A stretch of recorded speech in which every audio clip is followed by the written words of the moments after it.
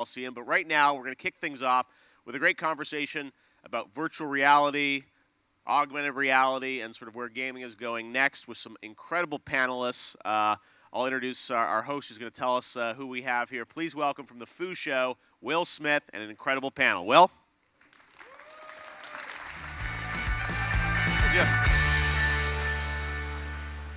Hey everybody, thanks for coming. So we have a great array of guests today.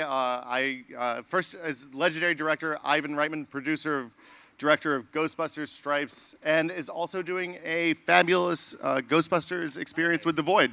Yeah. Ivan? Next up, Curtis. Come on out, Curtis. Curtis, sorry, I thought Jeff was doing the introductions this morning. Curtis, I'm so sorry, I've completely blanked on your last name here. Hickman. Hickman, thank you so much. Curtis is from The Void. They do installation pieces in Utah. It's really amazing. And if you get to Utah or Manhattan or any of the other places you have installations opening later this year, you should definitely check it out. I'm sorry. Tanya Watson. Tanya Watson. Tanya is from Squanchtendo, who made one of my all-time favorite VR experiences, Counting with Justin Roiland and William Pugh. If you watch it and aren't easily offended, you will enjoy it. And even if you put people who are easily offended in it, it's incredible. Tanya, thank you for coming. Thank you. Oh, David Ellison. David Ellison from Skylake is next. They're doing great VR software and have made films such as Mission Impossible 5 Rogue Nation and Star Trek Beyond. Thanks, David. Thanks, David. And last is Brendan Laatsch from Stress Level Zero Games. Brendan had made Hover Junkers and has a new game that I'm sure we'll talk about in a little bit coming out later this year. So thank you all for joining us. Thanks for having us. So we're just over a year into the launch of desktop virtual reality, and it's been a big year. We've had hardware shortages and all sorts of interesting news come out, and I kind of am interested in what you guys are excited about, what people have gotten excited about from the first year, and what gets you up and cranked up about building VR when in the morning when you get up and come to work. And I guess let's start down at the end and work our way back, if that's okay. Ivan, what have you seen that gets you jazzed? Look, for me, it's the curiosity of how to tell a story in VR, because the whole concept is so different that instead of playing to 300 people or 1,000 people at once, that you're really speaking to one person at a time who's in the middle of the show, who's a character either watching silently or somehow really being involved. It's been fascinating to see the psychology at work, to be a participant. Something like the VR that Jon Favreau has just started, with the gremlin, I can't remember what it's called, the goblins. The Weaver, gnomes, yeah. and yes. When I played it, and you're sitting there watching this tiny little animated goblin sort of making up its mind whether to take a peach or not, and you're backing up to sort of talk him into it, and you're suddenly in a real conversation with a created character, and the psychology totally shifts because you're starting to think of it as a real thing, and that's sentient, and it's not just a mechanical thing that you're necessarily shooting down because it's attacking you. And the idea that you're engaged this way in a psychological moment, that's really exciting. And you see it in certain games, and that's really fabulous. It's interesting because your brain kind of interprets things that you see in 3D a little bit differently than you do when you're looking through the frame of a film screen or a computer monitor. Right. Brendan, what's getting you cranked up? I'm excited that I'm 3 years into this now, and I'm still lying awake in bed every night thinking about game mechanics that haven't been developed yet, that we haven't been able to fully realize yet. And I mean, traditional 3D gaming has been so well covered at this point that it's very difficult to come up with something completely original and new, whereas VR is just ripe with things. And we're a year in, and it's been out. There's hundreds of thousands, if not millions, of units out to the public, and you're still seeing many stones not even looked at yet. The idea, a lot of game developers talk about verbs, and the idea that when you have hands in this space and a way to interact with the world that you're playing in, with so many more verbs available to you than just the things you can map to a gamepad, is incredibly exciting to me. Yeah, particularly exciting is physics interaction. Traditionally, you have a mouse and a keyboard. A mouse is tracked in 2 dimensions, and you're using that to input physics, and you have, analog keys that you're pushing in. And then with VR, suddenly you have 3 tracked objects where you have rotation and physics. So you actually have the position of your hand, which weighs, about a kilogram, swinging around, so you know that, and so you're able to do such more precise physics interactions, and it's just not been explored at all yet. David, I got to play your first VR title yesterday, Archangel, and I'm really interested to hear kind of how you ended up getting into VR and what's exciting you. Yeah, absolutely. So one of the things we're incredibly proud of at Skydance is that interactive it's always been our goal to build interactive into the third pillar of the company, and it's now on par with film and television. And we're incredibly happy to be here with all of you at our first E3 celebrating the release of Archangel. And one of the things that fascinates me so much about virtual reality is when you think about when The Wizard of Oz first came out, Technicolor allowed you to transport there. Stereo, 10 years ago took us to Pandora. And now if you're a fan of Star Wars, you no longer just get to sit up and watch it, you actually get to physically hold the lightsaber. And it's really that combination of passive and active entertainment where film and television, you sit back and you actively soak in a narrative, where when you're playing games, you actively have your hands on, you transpose your own identity onto that character.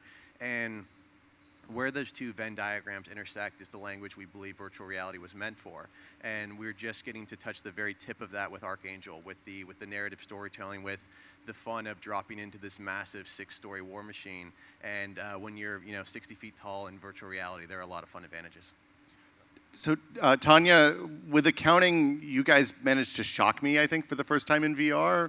I'm interested, what kind of stuff, where does that come from, I guess, is the big question.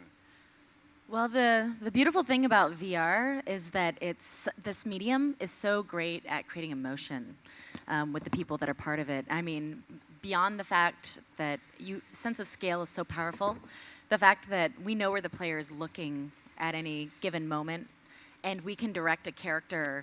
So one of the challenges in games in general, right, with storytelling is that you don't know what the player is doing at any given moment. You could be telling a story over here, and the player goes over here to go look at something else, or, oh, hey, look at this. Now we're in business. Okay. Anyways, and in VR, one of the first things we did was really work on head tracking to understand where the player is looking at any given moment, so that we can better tell that story with characters when they come up to you. We know when they're looking at you or when they've looked away, and we can actually have characters more naturally respond to that. And that just allows for really funny things to happen, right? Like when you go to a shopkeeper and in a typical game, right, they're on a loop. Oh, what would you like to buy? Oh, you don't want to buy anything? See you later. What would you like to buy? You don't want to buy, yada, yada. But with us, like with accounting, right, we can have that character say like, oh, what, you don't want anything from us? Well, screw you then, right? Get out of here. But more importantly, that they're looking at the sausage that's on the left side of the screen, right. And you can trigger a sausage-related line, which then makes it feel like much more of a real place, and that's one of the amazing things. And everyone's been talking about transcendence, right? How when we're in VR in a great experience, we're transcended to this other place, and our brains trick us and make us believe that we're really there. So for storytelling, that is so powerful, and we can create this absurd emotion, laughter, humor, right, with the stuff that we're building particularly, and that's what gets me up every single day. Super excited to be working in VR. Curtis, you guys make The Void. It's one of the things that everybody I know that's gone comes back and absolutely raves about and says, hey, this is when you work in VR, you hear a lot of you've got to try this, but the level of you've got to try this with The Void is really astounding. And I don't know I assume most people here probably know a little bit about it, but I'm really interested about what gets you excited when you're already at the kind of high bar of what we're doing right now. So at The Void, we really focus on immersing you in the environment and doing anything we can to make you feel that you're in this other location, and not just see it, but really feel it, to reach out and touch it, to sense it, and to know you're there.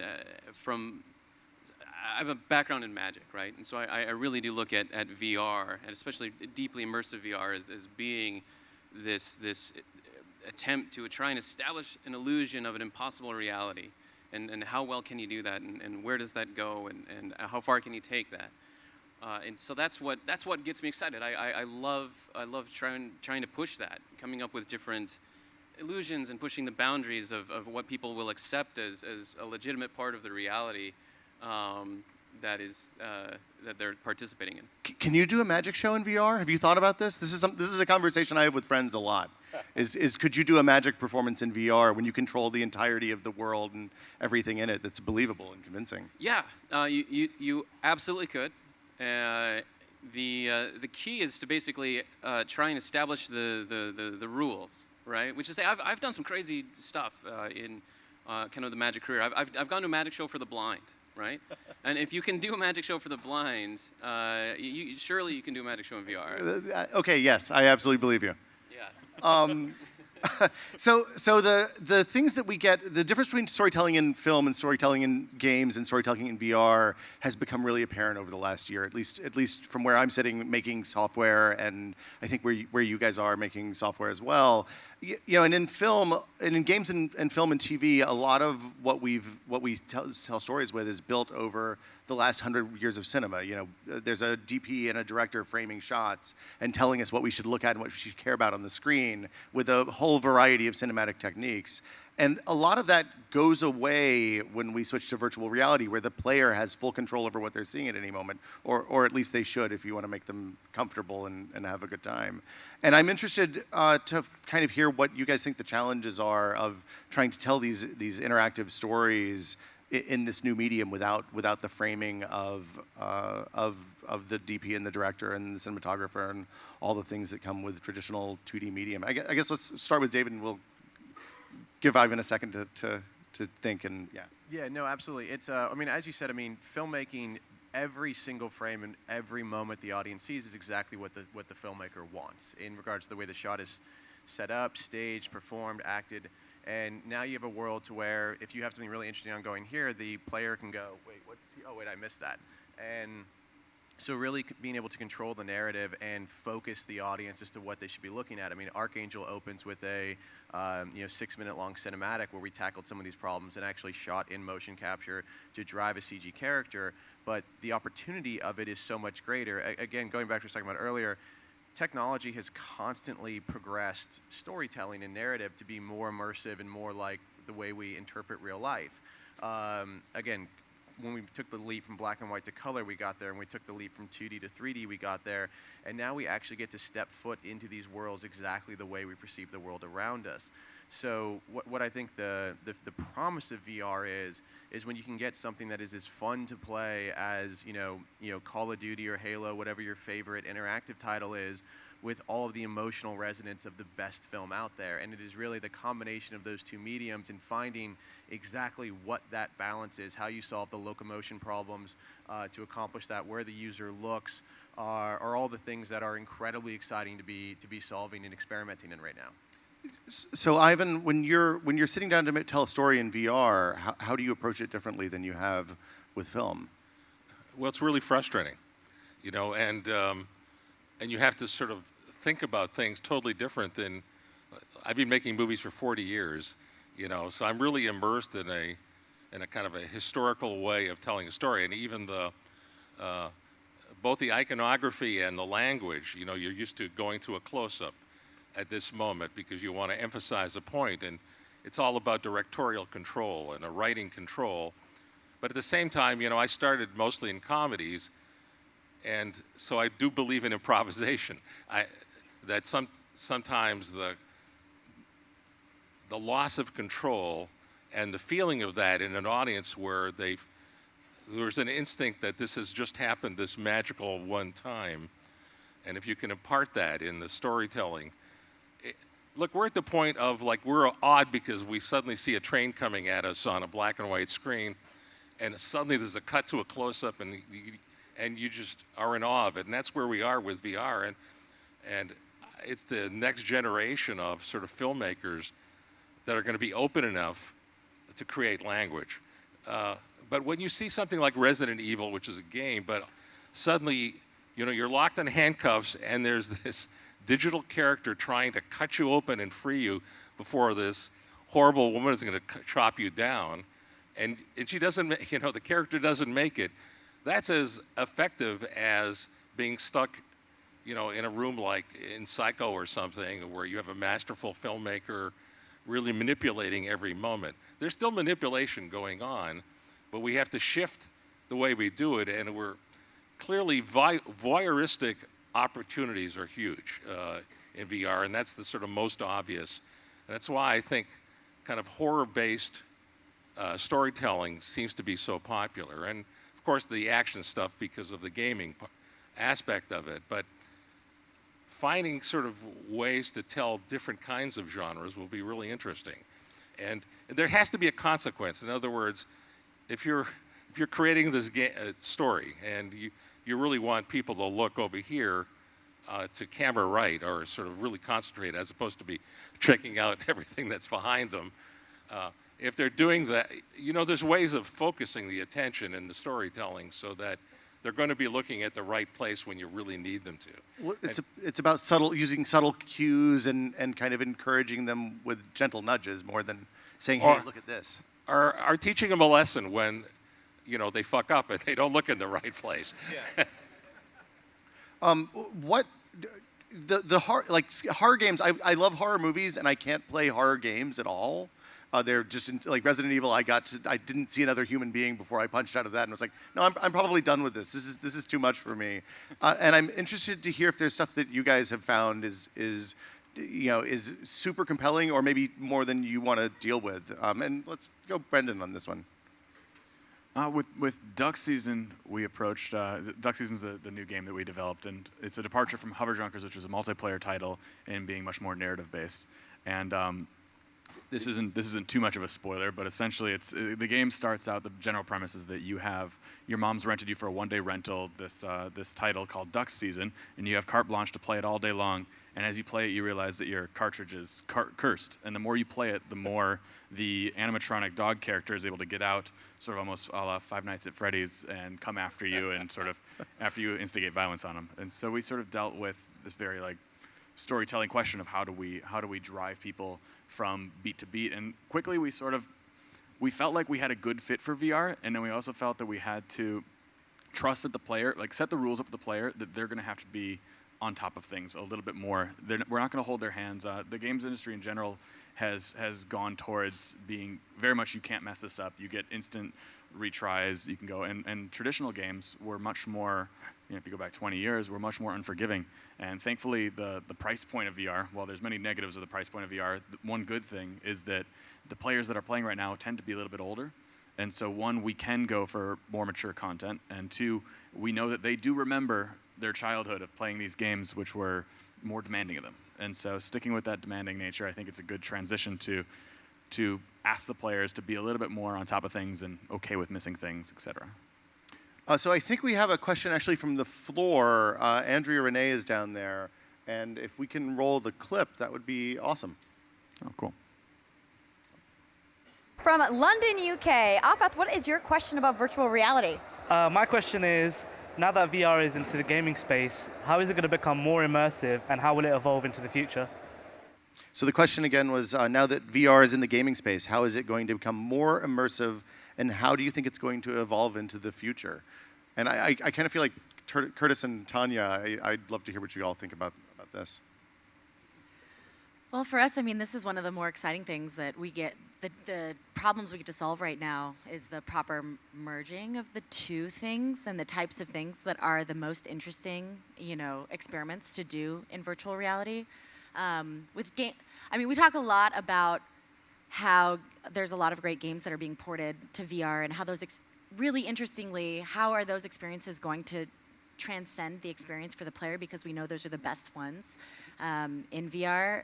And whether or not, is that a good thing or is that a bad thing, or how do you approach basic mechanics like moving around the world and interacting with objects, because it's so much more natural because we have different kinds of interaction mechanisms, right? Like the controllers with the Vive, or the touch controllers with the Rift, or the touch controllers on PSVR allows you to be able to do things that you wouldn't otherwise be able to do with just a controller. Or your mom or your sister or your brother, whoever doesn't normally play games, who can interact with those experiences. So I think for us, figuring out all of those challenges that come along with that is really interesting. I think some of the more interesting explorations we've done, like we're talking about the gaze, knowing where the player is looking so that we can create more compelling narrative experiences, directing people to look around. Sound is a really huge thing in games. It's always been really important, right? But knowing that people have headsets with the 3D spatial audio means that we can play a sound behind them and immediately get them to look behind, which creates a really immersive experience. Sense of scale, like, we saw the Shadow of Colossus remaster, and I was like, oh my God, I just want to play this in VR, right? If there was a way to be able to experience that sense of scale in VR, that would just be huge. Yeah. Literally. Actually. Yeah, literally, yes. Well, and Curtis, I think social is a huge part of this too, because when you have people in shared space that aren't in the same physical space, it's a really or in the same physical space. Either one, it's something new for most people to experience, at least right now. Yeah, I mean, absolutely. Some of my favorite things to do in VR right now. In fact, all of my favorite things to do just at home in VR right now are all social things. Bridge Crew, absolutely. Like, you guys get on Bridge Crew, I'm there. I'm already there playing it. It looks like I'm here right now, but I'm probably playing it right now. But I love it, not because it's this really wide, deep, amazing, crazy universe that you're flowing through, but just because you're turning to the guy next to you and you're, saying engage, and you're actually like living in that universe and sort of living out this fantasy that that I've had, since I was young, right? And doing it in a social kind of an environment where you're playing with other people. I grew up in a D&D household, right? My father was sort of this, and is still sort of this legend of D&D, and was very much involved in making that sort of the phenomenon that it was in the day. And a lot of people obviously still play it, and they do because it's such an engaging way to use. Frankly, adults have amazing imaginations. Like, we have an amazing ability to play that we just don't engage in anymore. Because of social constructs or because of whatever, and the screen and the controller allow us to do a little bit of that in sort of a safe way. But I really look forward to these environments where people are playing together again, and they're and really acting out parts and living in worlds and using these amazing, wonderful imaginations that we all have to bring things to life. It can't just be the work of the artists and the people creating the VR worlds to do this. It's a shared universe. It's a story that the people are telling, not just us. But it's one of the things that's the trickiest about VR, because it almost is positioned to be isolationist. You've got all this stuff over your ears, over your eyes. You can't really see what's around you. It's what I really enjoyed about our Void experience. I worked with Curtis because Ghostbusters was kind of the initial storytelling that we used in our first thing we did in New York. And what's nice about it is at least 4 people go through it together, and we're loaded down with all this stuff, but you actually see at least an avatar of each of the other people that are in the room, and you can hear well enough their real voices as well as what's going on in your earphones. And you keep going through spaces that shift in scale, and that's really part of the real power of it. You're actually in New York. It's in Madame Tussauds of all places, and it doesn't seem like a very large place, but you take an elevator up someplace with a little ghost right in front of you that you can kneel down and talk to, and it's looking right in your eyes, and it's a conversation because you've got 3 other people crowded in to this elevator with you, and suddenly you have a ghost creature right there with you. There's wonderful things going on when you get to share that kind of thing. And you step out of it, and now you're on a cityscape overlooking all of Manhattan, and there's flying creatures coming at you. And your intelligence tells you, well, I'm in this building somewhere on 42nd Street, and now I'm, in this whole other situation. So the suspension of disbelief, comes really easily. It's Bridge Crew is a great example of this, because Bridge Crew bills itself as a video game, but it's more kind of like a structured LARPing experience than anything else. And there are game mechanics there, but they're very, very light and very accessible to almost everyone. And it's the comparison I kind of like to make, which may or may not be an apt comparison, is to something like Wii bowling, when literally anybody can pick that Wiimote up, throw the bowling controller. Now, of course, the fidelity that we get is much better. The motion control is one-to-one. It's like having an optical mouse that works in 3 dimensions, and it's an overall better experience. But you don't need to make Call of Duty or Fallout 4, which is a terrible example, to have a great VR experience. And I'm interested to talk to some of the folks that have done more traditional games, because David, you and Brendan have both made what I would say are more on the traditional gaming end of video games with Archangel and Hover Junkers, and kind of how you see that social thing and interacting with the mechanical games. Yeah, absolutely. I mean, I grew up basically in love with console games. I mean, that was really my first passion, from literally Mike Tyson's Punch-Out on NES to spending more time in Hang 'em High with 2 Xboxes laying together in high school than I should probably ever admit. And it's really that trip. I think what VR offers is the ability to transpose that AAA gameplay, but to fully immerse you into the world of it. And the way that that's going to get more immersive is, look, locomotion is still a huge problem that has to be solved. And when you're in virtual reality, I yearn for the day where you can literally reach and touch and interact with absolutely everything, as opposed to the limitation the game mechanics put on you now. And to be able to freely move around a map and not actually have something that's guiding you or prompting you, or that is one of the biggest challenges currently facing virtual reality that we're currently in the process of trying to solve, as are others. And then also you have to think about the technology and where it sits. We're literally looking at first generation headsets, as absolutely wonderful as they are. But if you flash back 10 years ago to what the first iPhone is versus to what it is now, and how fast that progresses forward, how fast can we get the wires off of our heads so that when you actually freely move around, you don't have that. Yes, the headsets are big and cumbersome now, much like plasma televisions were. Like, it took 3 people to load it into your house because you could barely carry it. Now the television that cost $5,000 is $250.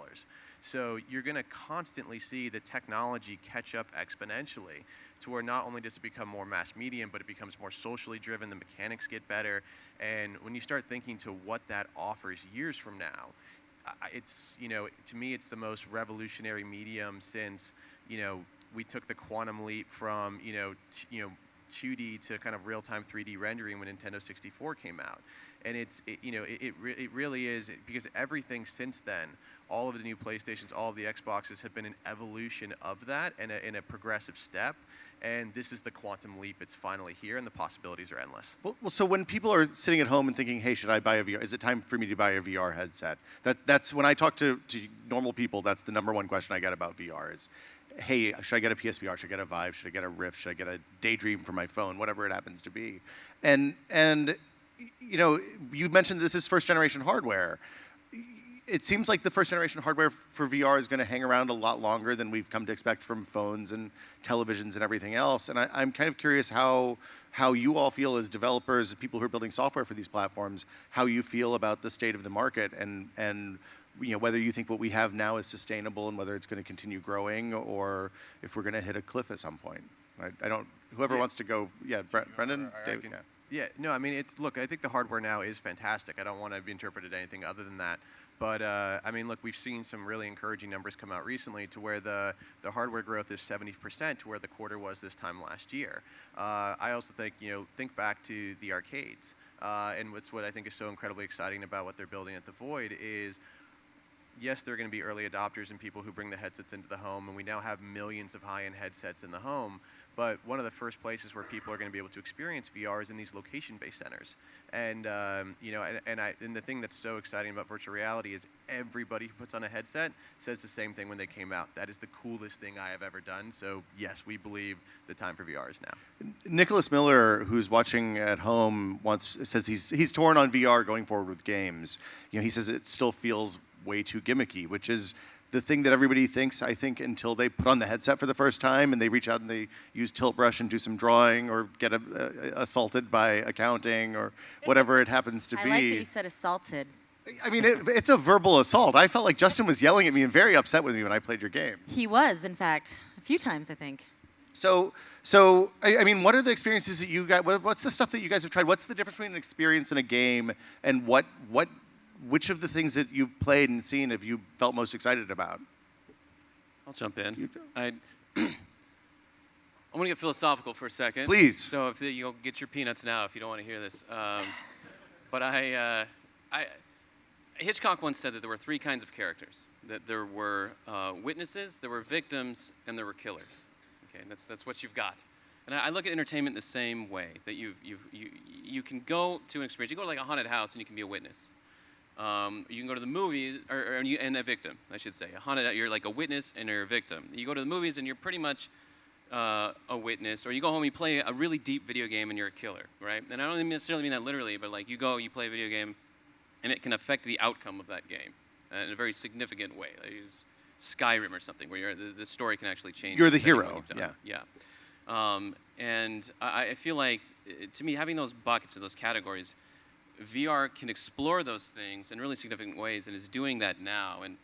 And while I think some of the things that come out are gimmicky, I'm sure people would say, well, the Void's gimmicky, until you go do it and realize that all these little gimmicks that seem... being able to hand somebody something that's a physical object. Being able to hand somebody something, having something yell in your face and actually feeling the breath, from the outside, it looks ridiculous, right? I mean, entertainingly so, granted, but it looks kind of ridiculous. Curtis, everybody looks cool when they're in VR. Okay, sorry, I meant... There's a 100% awesome. rule. I'm not watching you laughing. You look great.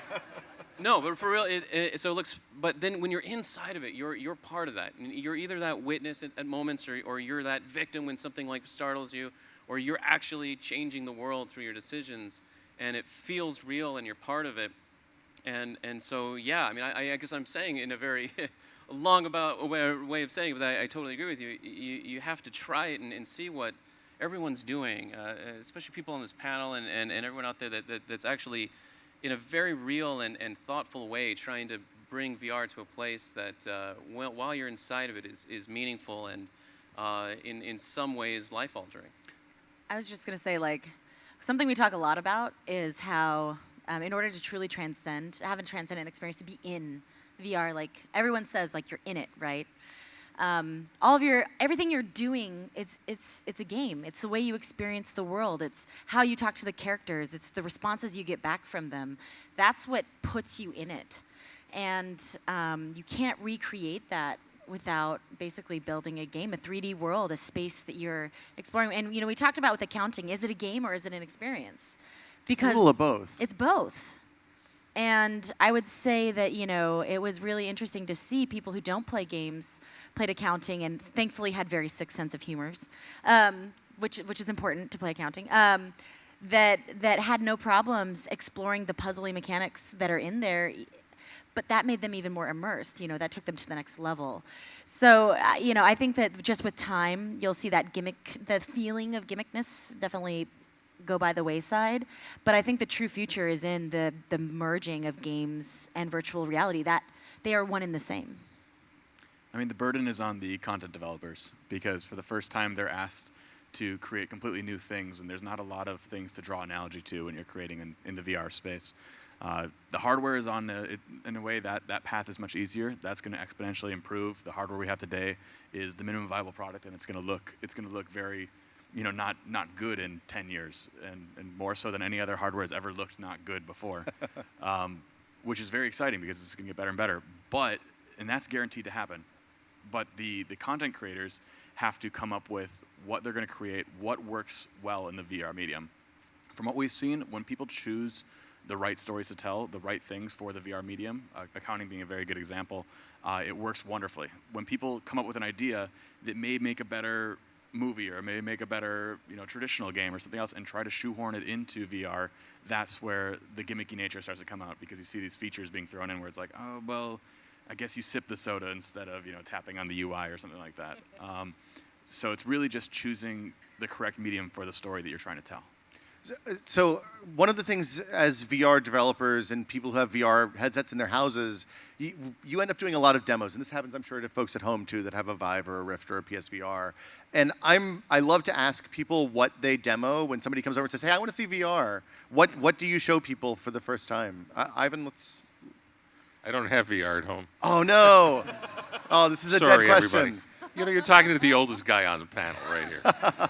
My son has always been a gamer and has everything, and it was really wonderful to sort of experience it through him. But when I started to get involved with the Void because of the Ghostbusters connection, for me, what really hit me was the psychological power of it. And I think the first thing that, not being a gamer, sort of shooting things down, even though there's a lot of shooting in Ghostbusters in the Void experience, it's just being in these rooms, is being out, really getting involved in that sort of deep way. I know I'm speaking very simplistically, but I do think that's where the power is. And if you could tell a story that is really experiential, that sort of moves us, that it would move you if you watch it in a standard film. I think the depth of involvement from the person experiencing it will be exponentially higher. To me, as a storyteller, lifelong, that's the interesting part. And the great challenge is what are those new rules? It's what you're saying. I think it's really smart, which is some stories really aren't meant to be told in VR, and you're just taking advantage of a gimmick. Then it really does become a gimmick. But when you get lost into something where, like you were saying, I got to take the headset off. This is way too hard for me right now. Well, that's an extraordinary moment for you as a viewer, and it's a really addictive. So, yeah, I think there's extraordinary storytelling, but we're just figuring that out now. Do you think Great Train Robbery, or are we to Citizen Kane yet? No, we're nowhere near Citizen Kane. I think much closer to the train robbery. I like to take people into Google Earth and put them in the headset, and whatever current events are going on, go visit the location from those current events, and then go through the story, pull up the pictures, try to find things. Go to Berlin, go look at where the Hitler's march was or something, and you really get the sense of, you can see the potential and the power of VR when suddenly you can spatialize. Oh, this is where the JFK assassination was, and you can find all the different locations, and it starts to make sense in a way that no history book has ever captured. Nothing else can really give you that sense of where you are. And I always think that's a very powerful experience for someone, whether they're a gamer or not, within VR. Google Earth is incredibly, I was really emotional the first time I tried Google Earth, and you could see the whole. It's the barest hint of what it must be like to be an astronaut and be sitting on ISS looking down all day. David? Yeah, it's by the way. Yes, Google is going to take me. Raw data is one that I love putting people into, and then and I know this is now kind of a little bit old, but one of the ones for when people haven't been in VR for a while is Oculus really did an amazing job with Henry, and especially putting people in such an easy experience versus like the complicated mechanics that you get in some of the other titles. And it's always an amazing thing to see somebody. Probably the closest I can equate it to was I was an aerobatic pilot for years, and you take somebody up, and they'd always have an amazing time. The only time I've seen their look on their faces again is when they get out of the headset. So it's when the balloon animals fly around your head, you can't not smile when the balloon animals are flying fantastic. Around. Tanya? I'm really biased here. I always put them in accounting. I was going to say accounting, so. Yeah, the best part for me with accounting is because for those who haven't played it, there are so many things that happen in there that are unexpected and surprising. And so just to witness their reactions, there's a point, in the very beginning, it's not super spoilery, where you have to where you realize you have to stab somebody with a knife, and you're on the Vive, right? And to see, it's like a social experiment to see who just does it. I've had people just not do it; they just refuse. Yes, exactly. Like my mother-in-law, she looked at the knife. She was like, "No, I can't do this." And then she threw it at him, and it didn't really work. But it was really funny. But if it's not accounting, I love, for gamers, Space Pirate Trainer. It's definitely good standby, super fun, fave. And then Tilt Brush, of course, just the 3D experience of being able to paint in 3D and be in your design and experience some of the things other people have created. It's magical. Curtis, do you take people down to the shop and just run them through the Void once? Or? Yeah, right? When you have a Void just down the street, it's really convenient to say, hey, you want to see the coolest thing in VR? Follow me. So that's nice. Besides accounting. Yeah. I think accounting in the Void is something that we should talk about, because that could be dangerous. Adults only, though. Yeah, totally. Sorry, only for adults. Yeah. Ghostbusters was, I should say, by the way, it was amazing work with Ivan, who immediately understood the void, which was awesome. Because there's a lot of people that come into the void, and they go through it, and they start spitting out these ideas, and most of them are just sort of VR ideas, right? Like, oh, well, you could do this with it. And it's like, well, yeah, I mean, you could do that at home in your underwear with VR, you know? But Ivan came out and really understood, I think, what we were trying to do. I mean, it's really not just about telling stories, right? It's about getting people to kind of live these stories so that they can come out and tell their own about what they did and what happened. And I think that's what makes virtual reality so powerful. Well, thank you all so much. This has been a wonderful 45 minutes chatting with you, and enjoy the rest of E3, everybody. Thank you. Thank you. Thanks for having us, guys. Thank you. Thank you.